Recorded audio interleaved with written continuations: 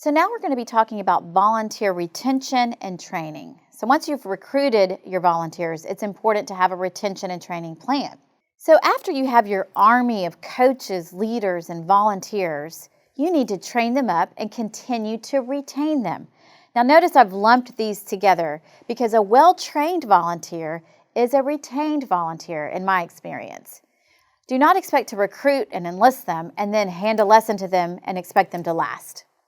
Remember, you are the very top layer of this layered discipleship concept. You have to pour into the other layers. Now, here are a couple of ways to do that. First, remember to lead with a servant leadership mindset. Yes, there will be many things you do behind the scenes that no one will ever know about. For example, I used to sweep dead crickets before my volunteer teams arrived so that they didn't have to do it. I didn't want them to be grossed out and leave, but I also wanted to serve sacrificially without anyone having to know about it.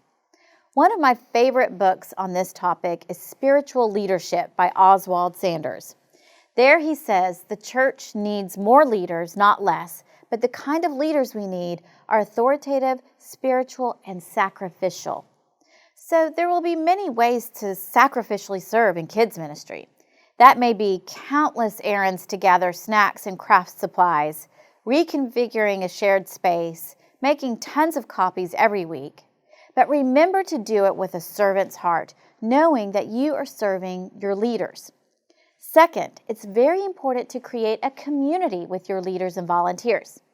Make them come early enough to huddle up and pray for one another and the kids in their classes. Ask them about their families. Bring them breakfast, host monthly luncheons. Know them and help them know each other. Community has staying power. The message is, let's do this together. Now lastly, provide excellent content.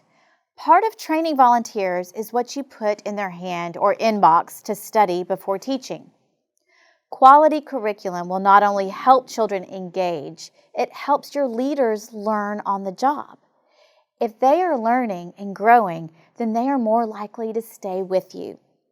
Now, I mentioned monthly lunches. The best time to host a training is while you've already got your people there. Right after church, provide food, provide childcare, and boom, you've got them.